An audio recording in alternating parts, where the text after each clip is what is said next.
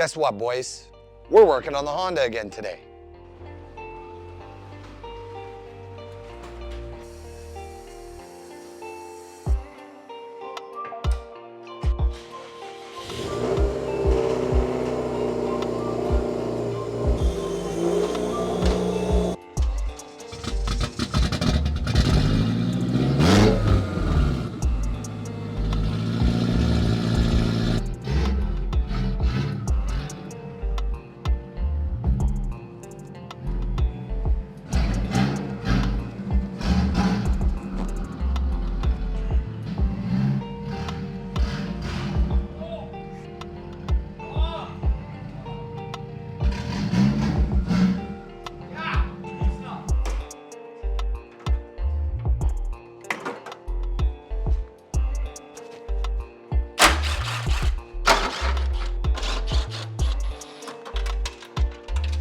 I'm having a terrible time today.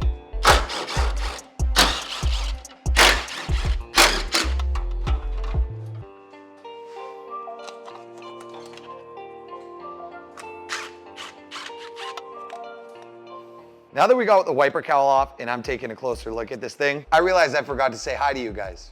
What's up? Welcome back to the channel. My Honda's a piece of and it broke on the first dyno session and the second dyno session. And I've been driving around for the last week with a huge exhaust leak. And now that I just took that wiper cowl off, I'm realizing that I shouldn't have been. There is carbon buildup absolutely everywhere, even on the oil feed, which is dangerous. That means that oil feed line might be sweating a little bit, and that's how you start a fire. So either A, I fix it, or B, I put a fire extinguisher in the car, which I'm probably gonna do. This is gonna be a little bit different style videos too. Colton is finally working on his Evo over here. So there might be some background noise in the videos now. So he's got the exhaust manifold off this already. I think he's pulling the turbo out of it. And we're basically just getting ready to drop the motor out of this thing. And then when we go to drop the motor out of it, that is when the build series is starting on this car. But not yet, you can work on it by yourself for now.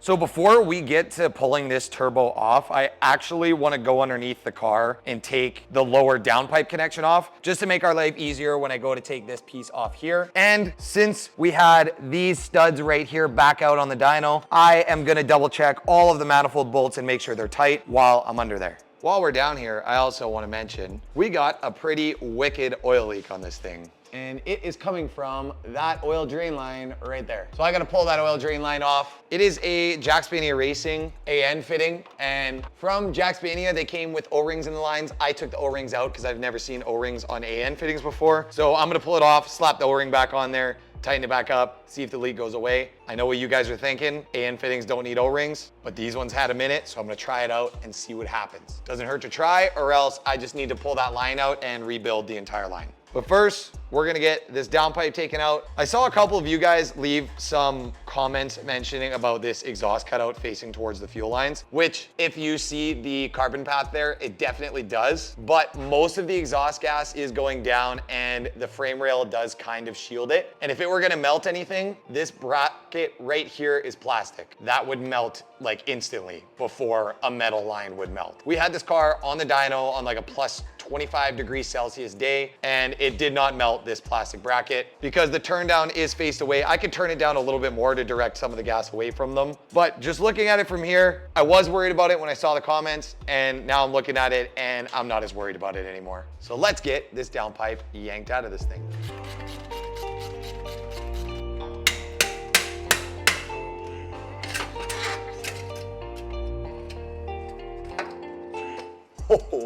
Well, that needs to be fixed. Good thing I took that out. The downpipe literally has plastic on it. It was melted right to the harness for the electric power steering. Good to know. I even heat wrapped it. Guess the important thing is, did I wreck the wire at all? Nope, we're good. Wire's okay, but that is getting some yellow heat tape on it for sure. I'm very happy we took that off now. I am gonna pull that whole harness down and heat tape it. Also, little update here on the Evil Energy heat wrap. That was black and we used to wrap these headers is not very black anymore. That's borderline albino at this point. If you guys want that to be in a spot that's visible in your engine bay and you want it to stay black, I highly suggest not buying that stuff. It did not work very good. The Tomei heat wrap, on the other hand, is still the exact same color as when we wrapped it. You see that difference? Amazon, Tomei. You guys can do the math, which one is better. Now that we got that back half of the downpipe off, I'm gonna cut to a time lapse here just because this turbo absolutely sucks to pull out.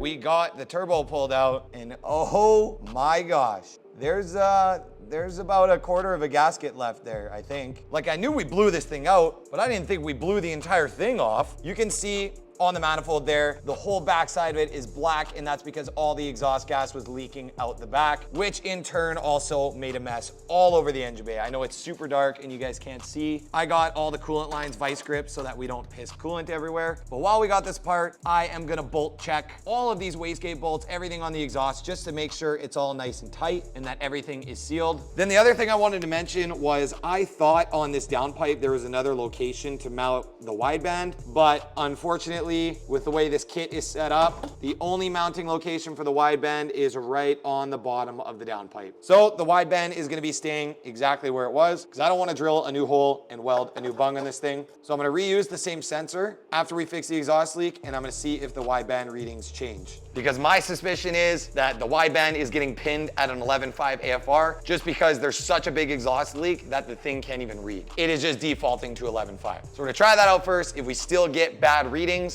then we're gonna have to get a new wideband for this thing. I ended up going ahead and taking care of all of that off camera. I backed off some of the nuts, put some blue Loctite on them, tightened them up. Everything on the wastegate setup is nice and tight. Everything on the manifold is nice and tight. Only thing that backed out was the studs on the manifold. Another thing I noticed, which makes me very, very glad that we pulled this apart, is if you take a look at this coolant hose right here, I noticed some of the gold heat tape was kind of melted. So this must have been super, super close to the exhaust. Right here on this hose is actually starting to get a little bit burnt through. It wasn't leaking yet, but I'm glad we caught it when we did because this definitely needs to be replaced. And I am gonna make the hose a little bit longer so it stays a little bit further away from the turbo. And I'm gonna put even more gold heat tape on than I did before. I will double layer it just to make sure that we don't have any issues. It is currently like 40 degrees Celsius right now, which is like 100 and some Fahrenheit. So it is freaking hot outside. It's a little bit cooler in the shop, but I'm still sweating working on this thing right now. And it's like midnight. So we're at the point in the video where if we were to reinstall the turbo and fix our issue, we'd have to take it back out to install a short shifter and some cables. So that's what we're gonna do. And I'm gonna show you guys how to do it on your 8th gen Civics. And starting off in the engine bay underneath the turbo, or if your guys' car is NA, it'll just be right under your air box. There is 2 cables sitting here.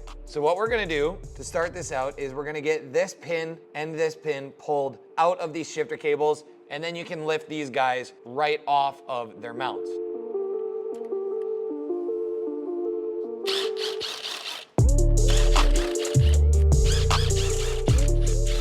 Once you get those 3 bolts out, this whole bracket assembly with the shifter cables on it should be loose. But there is a body clip on the side for one of the transmission harnesses. And once you get that off, you should be able to lift this whole bracket up and get it out of the way of this engine harness. Just like that, we got the cables disengaged. Now these cables run right underneath. So at this point, we are gonna hop in the interior and start pulling it apart because I'm assuming we are gonna release the cables on the inside and then we're gonna pull these right out in the engine bay. We're gonna have to fish them back through this way, fish the cables through into the car, and then hook them up to our new chassis mount shifter bracket. Now hopping inside the car here, we are gonna do everything we can to remove everything around this shifter so we can have the most access possible to get this assembly removed. If I'm being honest with you guys, I've never done this before. So I'm just gonna start popping panels and make some room for ourselves. So first one I popped is this gray guy here. And oh wow, okay. This is a pretty intense shifter assembly. And it's all plastic. So our new whole metal chassis mount shifter should stiffen this up. This whole thing literally just lifts right off. I'm gonna unthread this shift knob, unless there's a lock nut on this. Nope, unthread it by hand. These threads are tough, man. That is a lock nut. Okay, loosen the lock nut off, your life will be a lot easier. I wonder if we can pop this piece out without taking our gauges out. we can. I ended up pulling the Phillips screws out for the supporting bracket in the middle that holds these two plastic trim pieces together. And then now that we got that out, we gotta go grab more tools. Looks like we need a 12 mil to take this apart. Let me show you guys what we're working with here. Like I said, this is my first time putting a short shifter in one of these cars too. So we're working on this together here. Looks like there is 3 12 mil bolts securing this whole shifter bracket assembly down. So I'm gonna go ahead with the impact and just get those pulled off. This bracket assembly for the shifter is loose, but we're gonna need to get it to clear this bracket, whether we need to remove this bracket or we need to remove these side trim panels to get that out that side of the bracket. 2 seconds later, boys, we got her figured. There is one hole right down here on the passenger side, right there, that has a body clip in it. Body clip sitting on the ground right there. You pop that guy out. Same thing on the driver's side, but the hole is right by the gas pedal. Body clip sitting right down there. You can pull those pieces nice and wide. Then in the center console, there is 2 Phillips head screws. I got them sitting right on the passenger seat right there. Take those guys out. Then you can see the whole center console is loose. We are gonna take this whole trim piece here and lift it right out. But there's probably gonna be some wire harnesses, some connectors. There's 2 connectors, a white connector and a gray connector on the right side here. And then you can lift the whole thing back. Wow, that's pretty easy. Now we got all kinds of space up here. And do we have to remove this whole bracket? I don't think so. We can slide her right out. Then it looks like we gotta disengage these clips and then we can disconnect these cables, which is nice and easy. I like that. And then there's another one on the bottom. And I'm literally disengaging these with my fingers, guys. It's super easy. Lock them back in. Now our cables are disengaged. And then now our next step is finding a way to disengage the cables from this whole bracket assembly. And I'm thinking it might be easier to do this with it bolted up. Well, we still got the bolts here, so I'll put 2 in just to see if it helps. Oh yeah, once I cracked it loose, she came off pretty easy. Just had to give it a twist with some pliers. Then we can pull this cable out. I'm gonna do the same thing on the other side. Now I can take these 2 12 mils off and this whole shifter assembly is loose. Let's go. Easy part is done. Look at this floppy little thing. Our new one is gonna be much nicer than this. Now comes the hard part, which is gonna be getting these cables through. So there's a 10 mil on the module right here. There's another one on the far side over here. That one comes off nice and easy. This has gotta be the factory amp. Yes, it is, Pioneer Corporation. This is the factory amp. I am also gonna take this bracket that's holding the harnesses off. There's a body clip on it that's holding this other harness. So now we got both of these loose. We're gonna go hop underneath the car now and see if we can get these yanked out the bottom. We're gonna have to pull off the 10 mil right here, 2 of them actually, and then 3 more 10 mils back there to pull off this heat shield. There's another one here, so 4. And then you can see the bracket right in behind there where the shifter cables sit. There's also another bracket right here with 2 10 mils, and then another one right there. And then they go up into the engine bay.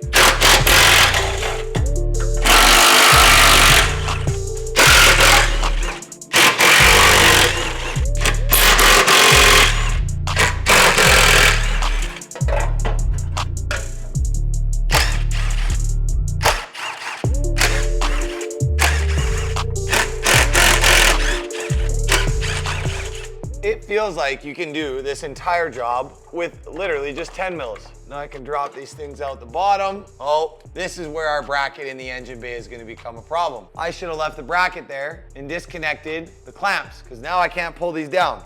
That was dumb, but we all make dumb decisions sometimes. So let's hope we can just take a flathead screwdriver and pop these right off.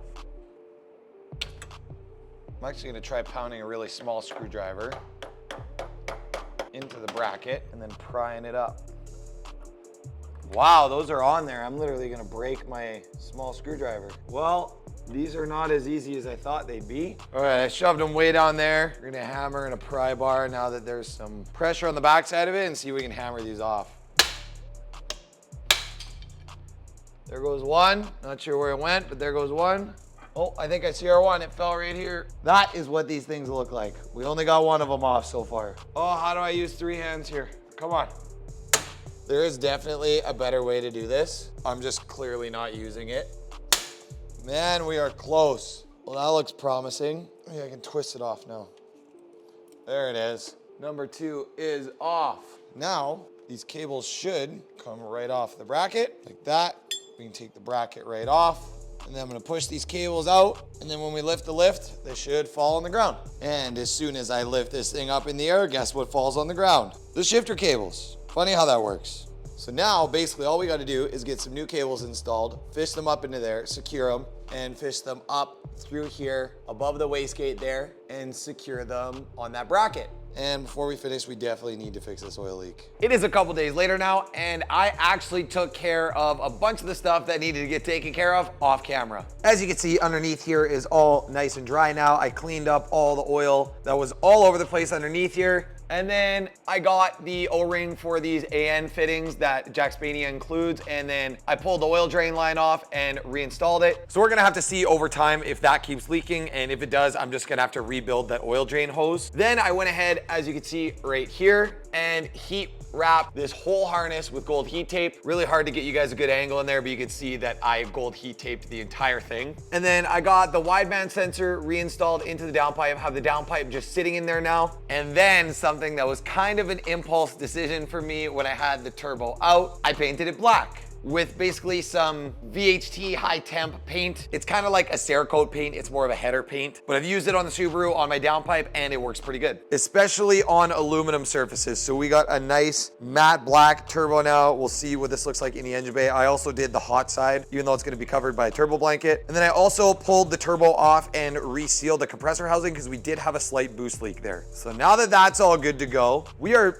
at a point where we can just get these shifter cables reinstalled into the Honda. So I'll give you guys a quick comparison from the OEM shifter to the Jackspania Racing short shifter kit. Now, we are gonna have to reuse this bracket on the transmission. The Jackspania kit does come with these two brackets. I'm not sure how they bolt up, but we'll figure that out once we get them in. Then the kit comes with 3 securing clips, some hardware, some locking pins, and this little shim spacer piece, which I don't know what that's for, to be honest. And I don't even know if this came in the kit or if this was just sitting on the bench already. Starting off by comparing just the cables here, you can see it's got the nice little seal grommet here. We're gonna have to swap over the aluminum plate that actually mounts it. And then the one thing that's weird about these is one of them has the plastic twist lock that the factory shifter cables have, and the other one is a billet aluminum piece that we're gonna need to use one of these guys to lock it on to this whole bracket assembly. Whereas if we take a look at the factory ones here, you can see that they're both twist lock fittings. So that's a little bit different. Then you can see here's the rubber grommet, and here is the aluminum plate that we're gonna have to pull off. We're also gonna have to pull off this bracket and this bracket, get it transferred over to these shifter cables in the same locations, which is gonna be on these 2 rubber grommets here, and then right at the end of the heat tape here. Then I'm also gonna go ahead and gold heat tape the cables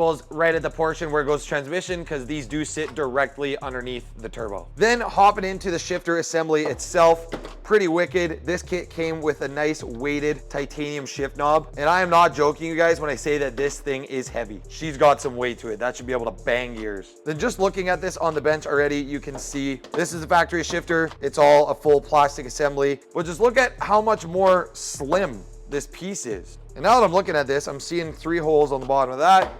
And looking at this bracket, I'm seeing 3 holes on the bottom of this. I'm almost wondering if this secures there somehow to lock this one cable that does not have the twist lock on it. Because as you can see on the factory shifter, there is 2 locks there. So that's got to be what this is for, and what this is for, and what this hardware is for.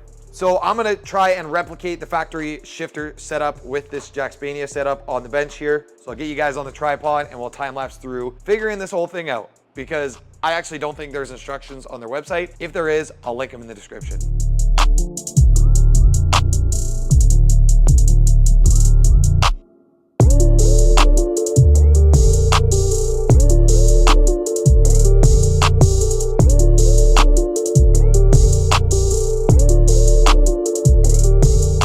There we go, boys. We are all set up, ready to get this thing installed into the car. Before we get this installed, I do want to show you guys what I had to transfer over from the factory shifter assembly And one of the things was that spring actually. I just popped it off of there. And then there is a little metal rod on the side of the short shifter assembly. I just popped the spring on there. Now we got the factory detent on our aftermarket short shifter. And the bonus about this short shifter versus the factory one is the factory one is so sloppy and there's no stops. Like look how much that'll travel. On the short shifter, it actually has two little metal stops there. So when you push side to side, it stops on each one of these little posts. The other thing I swapped over was all of the little rubber grommets with the washers for all of the bolt holes. I kind of realized that those bolt holes on the bracket are going to be way too big for the factory hardware to fit through, and they didn't include bigger hardware for mounting it. So that is everything we had to swap over. I also went ahead and heat wrapped the shifter cables with some silver heat tape just to keep it all matchy-matchy because everything else here is silver. And then that plastic piece I figured out goes in this outer shift arm. I don't know if I put it in right. It might be upside down, but we're gonna find out when we go to put it in the car.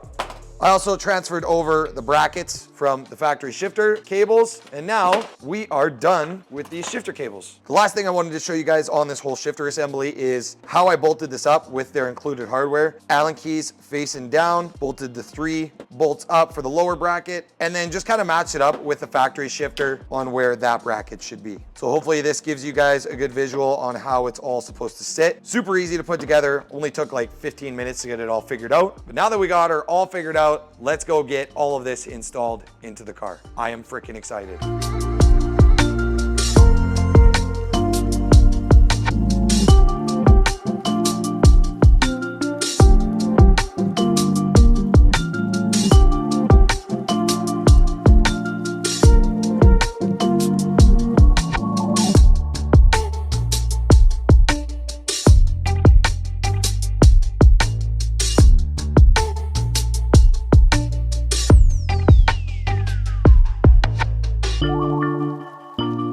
Wow, did that ever end up being so much worse than I thought it was gonna be. But we got the shifter cables completely installed, and I went ahead and rebuilt my coolant hose. So this time I made the hose a little bit longer and I double wrapped it. I put heat tape on the underside of it. It's more of like a heat wrap. It's heat wrap that's used for block heaters on factory Toyotas. So I put that wrap all along the inside, which is super, super thick, and then I gold heat taped around that. So there is no freaking way that this turbo should melt through this hose. It is thick. And then I left the ends open so that we can hose clamp it to our upper coolant housing fitting there and then on the inlet to the turbo. So the reason that these shifter cables were an absolute nightmare was the same reason that all other eBay parts are a nightmare to install. Now, keep in mind, these parts are way cheaper than buying something from like K-Tuned or bigger companies like that. So as you can see, I have the clips on, everything's secured, they all work. But I did have to shave down the factory bracket a little bit just because the gap in this piece is not enough for this clip to slide into. And you guys will see what I'm talking about when you go to install it. So I literally had an angle grinder going with this little adapter on it here just to shave down the aluminum a little bit on the cables itself and on the bracket. And then I was able to get them on. And trust me, it wasn't fun. But they're on now. They're nice and heat wrapped. Everything's good there. I went ahead and reheat wrapped the wire harness as well, put a second layer on there to prevent anything melting there. Then I found where that sleeve goes that I was telling you guys I didn't know where it went before. It actually slides right over top of this selector shaft on the transmission right here. Slides right on there just because without it, this cable is super, super sloppy on there. Now it's right solid. And I did leave that little pivot bushing piece inside of there. That is where that goes. Then the only thing I don't like about these kits is they come with these little tiny pins here, and I'm not the biggest fan of those. So I reuse the factory ones just because they're a lot easier to take on and off and they're a lot more secure. Then I put a big washer over top of this, just one I had kicking around in the shop because there was a little bit too much play for my liking in that cable. Then on this one here, I had to put 2 washers, and this one just fit right on. Now she's nice and sturdy. So we got the cables all finished up in the engine bay. I am gonna get this coolant hose installed real quick. I'm gonna get the new gasket on there, and I'm gonna get the turbo installed in the engine bay just so that we have everything finished up in here. Then we can hop inside and start installing our actual short shifter assembly, which I'm really excited for.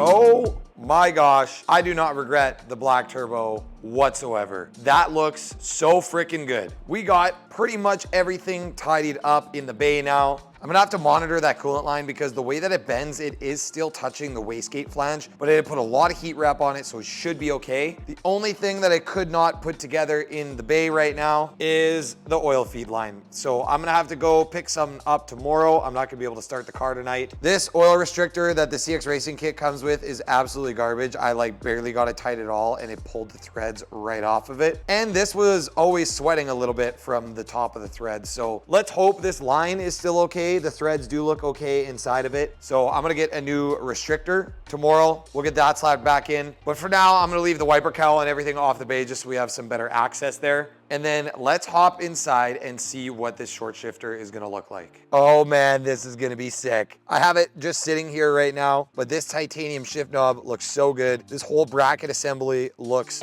unreal. And right now I got both shifter cables off to the side. The one thing I am curious about is they are adjustable. There's some lock nuts and you can loosen them and tighten them. So I need to get this cable on the inside of this bracket, which was dumb. I wish I would have done that when I fed it in, but no big deal. I can unbolt this whole bracket, shift it over, tuck that in underneath there. And then we got to get our pound-on clip installed on this bracket here on the left side, which is going to be this cable on the left side here. And then the twist lock is the lower right side one, which I think the cable comes along the outside of this bracket right in this little groove right here and just sits like that. And then we are going to use all of the factory hardware threaded into this bracket for the Jackspania shifter because we transferred over all of these rubber grommets from the factory shifter. And then they do have the plastic balls already installed on here, so those should make it nice and easy to just snap these cables onto there. And then we could get the amp reinstalled after, but I want to make sure it goes through all the gears and everything works before we reassemble all this.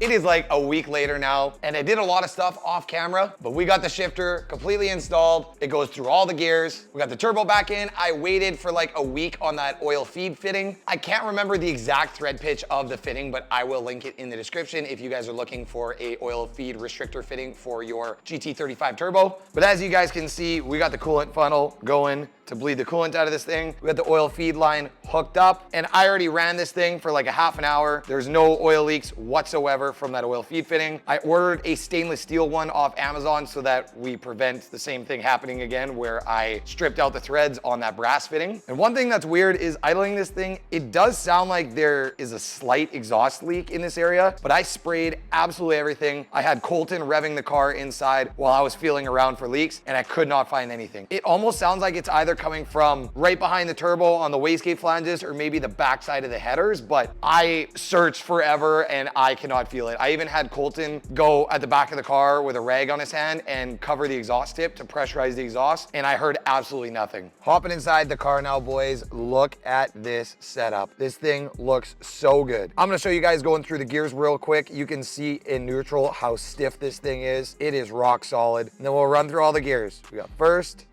second, third, fourth, fifth, sixth, and then if we pull it over, we got a reverse lockout, which goes right in. And this thing looks so good too. I honestly want to leave this exposed just because of how nice the powder coating is and how clean the whole short shifter looks, especially with the billet cables and all that. I will say there is one downside to this shifter, at least the one that I got, and I had one of my subscribers actually reach out to me and tell me that he ran into the same issue with his. He took a different route to remedy the issue than I did. He ended up shaving down this little piece on the side right there, the shift stop on this side. He shaved that down to get enough clearance to get the reverse lockout, but I like those shift stops. They look nice and clean. I didn't want to shave those down because you can see all this. So I took a different approach to this, and that's because I realized what was happening. One thing I wish I didn't do, I wish I didn't drill a hole in that little billet cap on the end right here. What I initially tried to do was drill a hole through the cap on this end. I started it on that side, drilled through, and then took a bigger drill bit and drilled this way because this cable was basically basically not coming up high enough to enable it to go into the reverse lockout or get past the reverse lockout. It was only coming to about here rather than way over here. So what was happening was the stud on the cable itself was actually bottoming out when you would thread this billet cap piece onto the stud of the cable. So there wasn't enough threads. So I tried to make the threads pass all the way through so we could thread the stud up right until it butted up to the whole circle component there that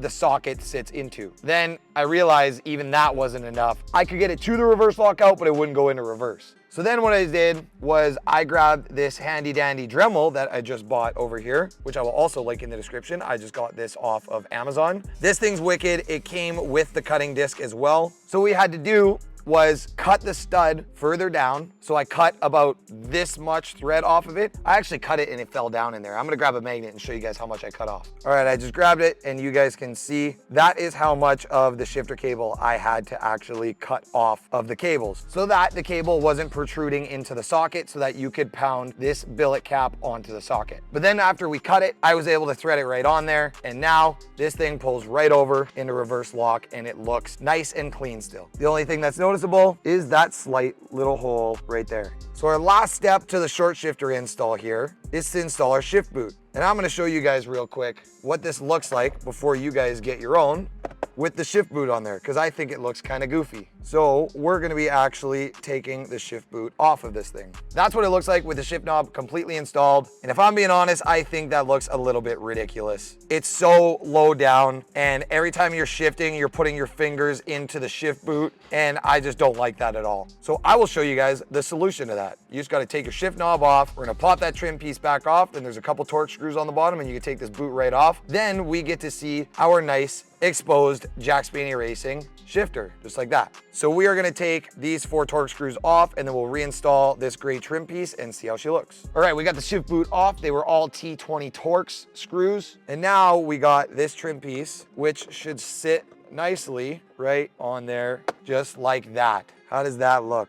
What do you boys think? Oh, wait a minute. We need the final touch. Got to get the titanium weighted Jack Spanier Racing shift knob on there, which has really nice threads, I will say. Now look at that. That is cool. You can see the whole assembly moving when you shift. As long as you don't drop anything in there, that looks sick. But now that we got everything dialed inside the car, I'm gonna go ahead and reassemble everything in the engine bay. I already put the turbo blanket back on there. It looks so good with the turbo being black. I am really, really happy that I did that. I think it kind of ties together the whole look of the bay. The last thing missing is to paint the manifold black or to get a black manifold. I haven't decided what I want to do yet. Also would have to paint the throttle body. But for now, since everything is back together on this thing, to wrap this video up, we are gonna get the wiper cowl installed so we can get a final look at what this engine bay looks like with the black turbo.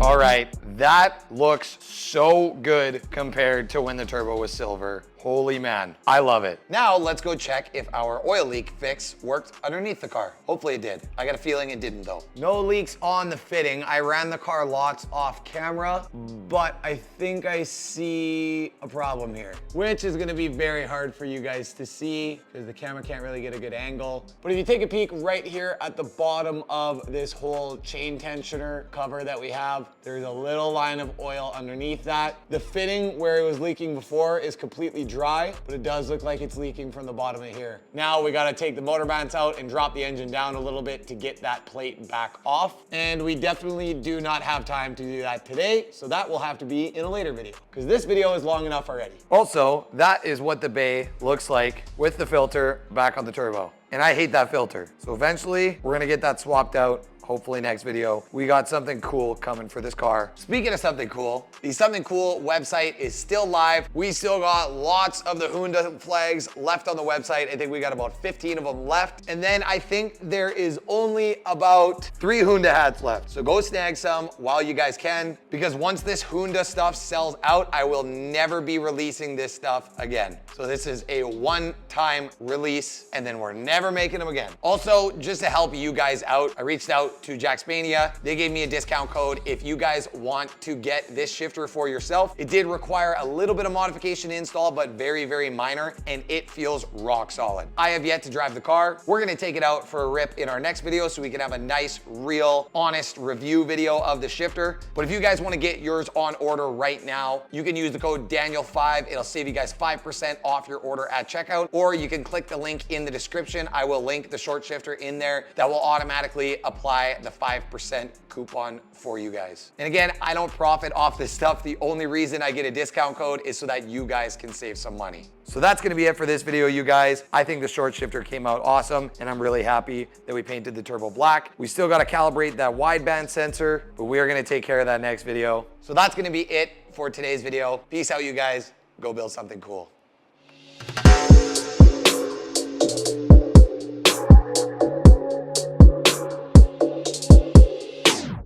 That was dope. That was like a new catchphrase. I like that. Go build something cool. A Hyundai is something cool.